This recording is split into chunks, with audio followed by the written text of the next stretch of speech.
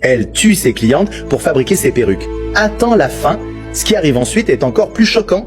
La gosse était en effervescence.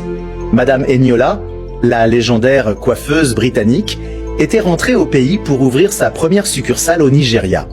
Les femmes inondaient les réseaux sociaux de vidéos montrant des cheveux brillants et des miroirs éclairés au champagne. Tout le monde voulait être touché par ses mains. Mais sous l'éclat et la soie de ses mèches parfaites, quelque chose de plus sombre était emmêlé, et une future mariée allait bientôt le découvrir. Maya, à 1 mois de son mariage, contemplait son reflet, les doigts glissant dans ses cheveux épais et indisciplinés. Elle avait toujours eu du mal à les dompter, et cette fois, elle voulait qu'il soit parfait pour le grand jour. Sally, sa meilleure amie, suivait Madame Eniola depuis des mois sur Internet. Chaque nouvelle publication, chaque clip TikTok de son salon londonien, Sally voyait tout. Alors, quand la nouvelle tomba, Madame Eniola ouvre son premier salon à Lagos, elle poussa presque un cri. Ce samedi-là, les deux amies franchirent tous les portes vitrées du salon. À l'intérieur, tout était impeccable, sol brillant, musique douce et ce léger parfum de shampoing luxueux. Les coiffeurs se déplaçaient avec des gestes précis, presque chorégraphiés, s'occupant de clientes installées confortablement avec des boissons et des magazines. Et puis elles la virent, Madame Eniola en personne.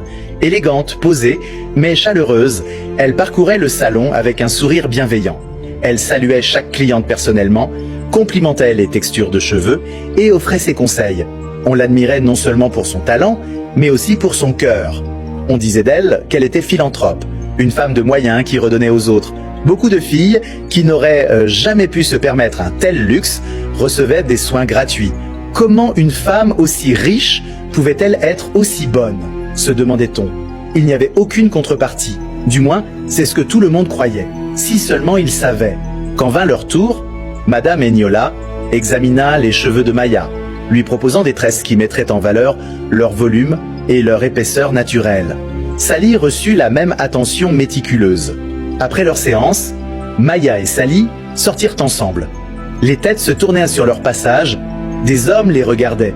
Même le fiancé de Maya, qui les attendait dehors, laissa échapper un sifflement admiratif. « Waouh !» dit-il. « Madame Eniola a vraiment une touche magique. » Madame Eniola était aussi connue pour être une grande travailleuse. Elle arrivait la première chaque matin et repartait la dernière chaque soir.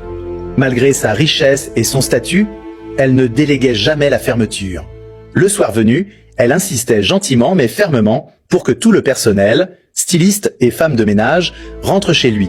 Les employés en plaisantaient entre eux. « Peut-être qu'elle dort ici », disait l'un. Les autres riaient. « Tu connais Madame Eniola ? Elle veut que tout soit parfait avant de fermer. » Personne n'y voyait de mal. En vérité, cette rigueur la rendait encore plus admirable. Pour eux, c'était une femme obsédée par l'excellence. Mais ils ignoraient qu'il y avait une raison à ces longues nuits. Une raison si sombre qu'elle allait bientôt choquer tout le pays. À présent, Maya fréquentait régulièrement le salon depuis plusieurs semaines. L'endroit était toujours plein, bourdonnant de rires et de conversations féminines.